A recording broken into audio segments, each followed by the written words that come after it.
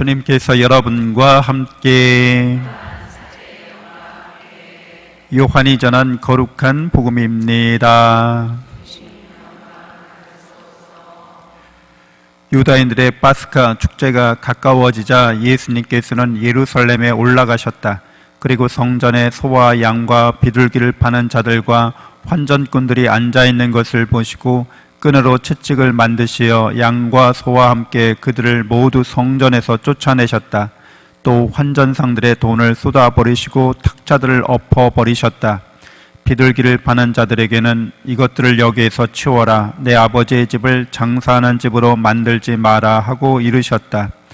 그러자 제자들은 당신 집에 대한 열정이 저를 집어삼킬 것입니다 라고 성경에 기록된 말씀이 생각났다. 그때 유다인들이 예수님께 당신이 이런 일을 해도 된다는 무슨 표징을 보여줄 수 있어 하고 말하였다. 그러자 예수님께서 그들에게 대답하셨다. 이 성전을 허물어라. 그러면 내가 사흘 안에 다시 세우겠다. 유다인들이 말하였다. 이 성전을 46해나 걸려 지었는데 당신이 사흘 안에 다시 세우겠다는 말이요. 그러나 그분께서 성전이라 하신 것은 당신 몸을 두고 하신 말씀이었다. 예수님께서 죽은 이들 가운데서 되살아나신 뒤에야 제자들은 예수님께서 이 말씀을 하신 것을 기억하고 성경과 그분께서 이르신 말씀을 믿게 되었다. 주님의 말씀입니다. 찬미 예수님, 하느님의 복동이 고맙습니다. 고맙습니다.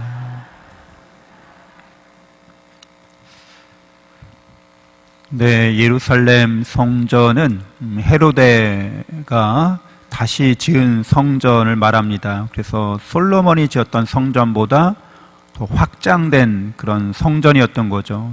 대규모 건축, 랜드마크라고 하는 그럴 정도로 그 주위에 널리 이제 소문이 났던 거예요. 일종의 관광지처럼 거기 헤로데가 엄청난 큰 건물을 지었대. 그래서 이제 성전 주변 구역인 거죠. 여기 지금 장사하는 구역은. 그러니까 우리가 관광지에 가면 거기 장사하는 사람들이 있잖아요. 그런데 그런 모습으로 보시면 되겠습니다.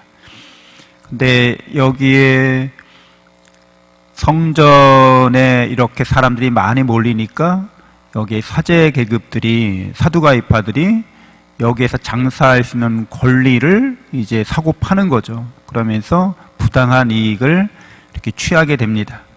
예수님께서 하느님의 집을 장사하는 집으로 만들지 말라고, 하느님의 사랑과 은총은 그렇게 거래될 수 있는 것들이 아닌 거죠. 그래서 우리는 세상을 살면서 거래를 안 하고 살 수는 없어요.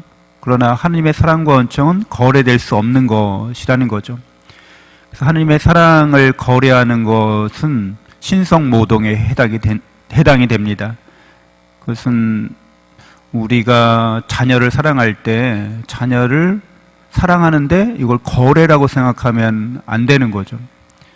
우리가 남편이 또 아내를 서로 사랑할 때 그걸 거래라고 생각하면 안 되는 거죠.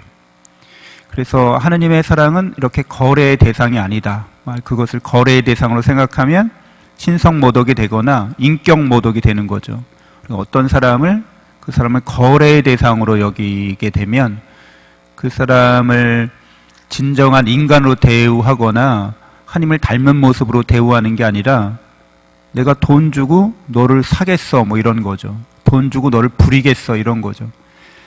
사회생활을 하면서 거래를 하거나 또 우리가 직업이나 직장 생활을 하지만 거기서 내가 고용주가 될 수도 있고 또 피고용인이 될 수도 있지만 서로가 서로를 대할 때 이게 거래의 대상으로 보면 안 된다는 거예요. 신앙인들은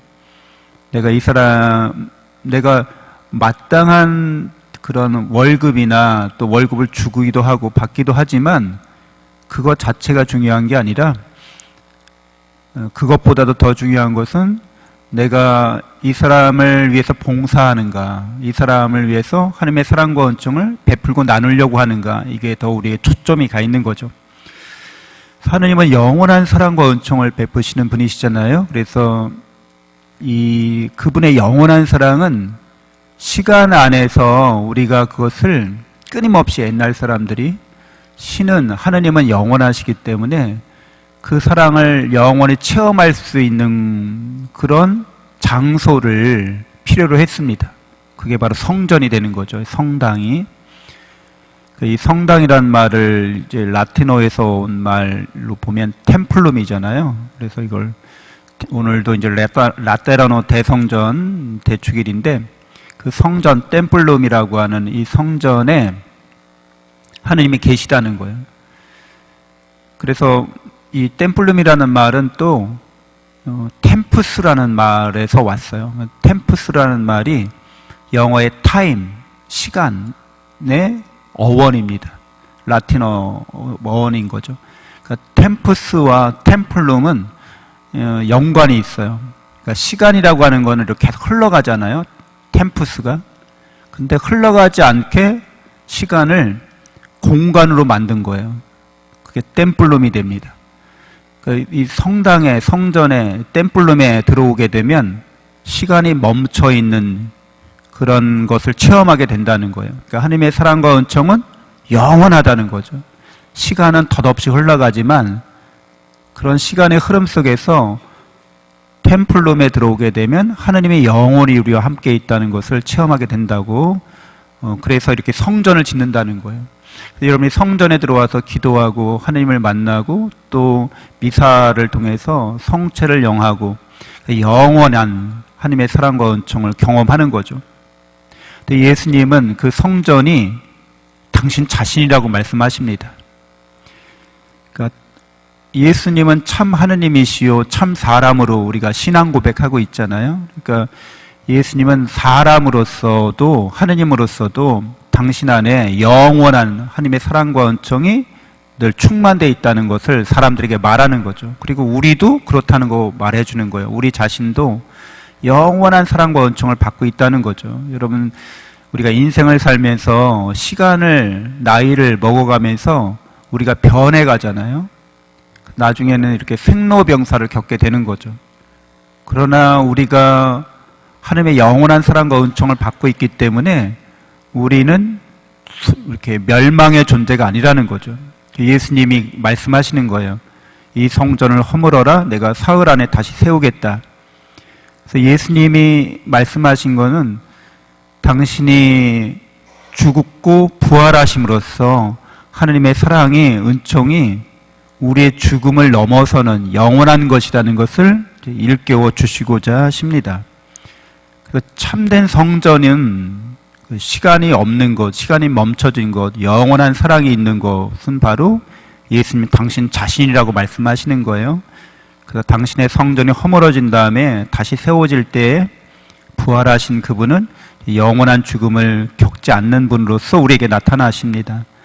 그래서 우리들도 하느님의 영이 우리 안에 있기 때문에 하느님의 사랑과 은총이 예수 그리스도를 통해서 우리에게 베풀어졌기 때문에 우리도 역시 죽음을 경험하지만 우리가 영원히 하느님의 사랑과 은총 안에 있다는 것을 예수님이 보증해 주시는 거죠. 그러니까 너희는 나의 영원한 사랑과 은총 안에서 그렇게 살아가라고 우리를 이끌어 주십니다. 그래서 우리는 시간을 경험하면서도 이렇게 덧없이 흘러가는 시간 속에서도 영원한 사랑과 은총이 나에게 있다는 것을 확신할 수 있습니다. 예수 그리스도의 죽음과 부활의 사건이 우리에게 얼마나 하나님의 사랑이 충만한가를 드러내고 있기 때문에 그러합니다. 잠시 눈을 감고 묵상하겠습니다.